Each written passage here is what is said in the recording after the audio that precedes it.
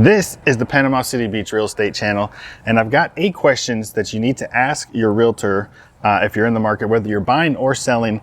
These questions will basically be the questions you need to ask any agent that you're considering working with. A lot of times people just take the recommendation of friends and families.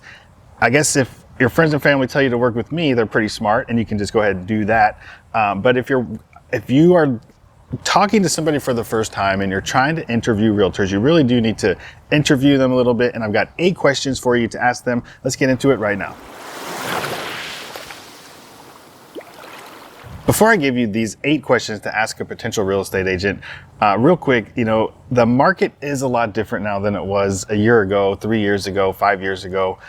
Market conditions change. And so it's really important to know who you're working with and know what their experience level is. So let's get into the 8 questions you should ask any potential real estate agent you're considering working with. Number 1, what is your availability like? This gets into a couple of different areas here. One is the super mega big agent who you're never even going to get to talk to them on the phone. You're going to deal with assistants and their team members. So how available is the agent going to be for you? If you want to hire this specific agent, but then you never get to talk to them, it's not going to do you much good, because you're just always going to be working with an assistant who may or may not have the same experience as the agent that you wanted to work with in the first place.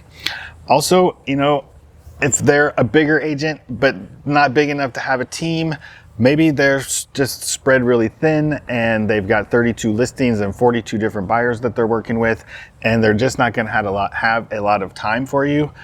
Or maybe they've got a vacation scheduled for next week. Find out, how available they will be to you specifically, who you're going to be dealing with, and what kind of time they're going to be able to give to you, because that is the important thing. Number 2, what does their marketing strategy look like? Are they going to hire a photographer? Are they going to do drone shots? Can you look at some of the photography that they've done for other clients?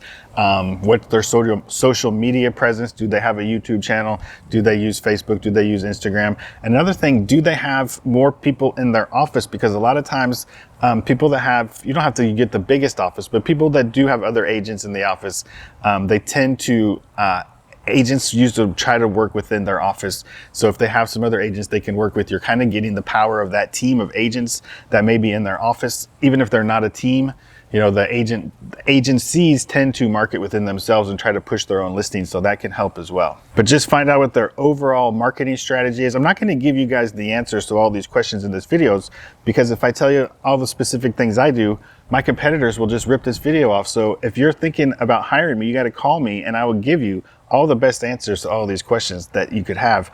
I remember one time, I'll tell a quick story here too. I was in my office one time and I asked this was another office that I used to work for, not the office that I work for now, but I asked one of the other agents in my office, I said, what makes you better than any of the other agents out there? And that question just blew her mind. And so if the agent themselves don't know how to differentiate themselves, they might not be somebody you want to work with. And that's not even one of my top 8 questions I've got here. Number 3 is, what is your negotiating style? Are they a bulldog? Are they a pushover? And I will say a lot of the negotiating style comes down to you and how hard you want to push things. You can't have an agent sort of negotiating around you. So you need somebody that is strong enough to be a good negotiator, but ultimately that's going to portray the message you want to send to the person you're negotiating with. When I'm negotiating, I know some tricks and things to do. If I'm working for a buyer, I know how to get sellers to come down on prices, but it's sometimes the buyer just says, hey, I want this house. I don't want to screw around. I want to get this house now. Let's just make a full price offer. So your negotiating style is as important as the agent's negotiating style, but you want somebody who's confident and been doing it long enough that they know the angles to work, because there is some nuances that are important when negotiating real estate deals. Number 4 is going to be communication. And this one is also going to be up to you a lot. Like when I work with clients, I usually ask this. I don't get asked this question very often, but I usually ask this question to my potential clients. And that is, how do you like to communicate? Do you want me to email you? Do you want me to call you? Maybe you're a doctor and you're in surgery all the time, and a quick text is the best for you to look at it between patients so you can get back to me at your schedule. and how often. If you're a seller, do you want me to update you every single day and tell you what happened, or once a week, or once a month, or just tell you when we had a showing? So you guys the agent and the client have to work out what negotiating styles works best for them, so that you manage expectations right up front, so that if you're expecting a phone call every day to find out why the property wasn't shown every single day of the week, your agent needs to know that too. So this is a conversation that needs to kind of go both ways. Number 5 is a 2-part question. It's how long have you been in business, and how long have you been in business in this area?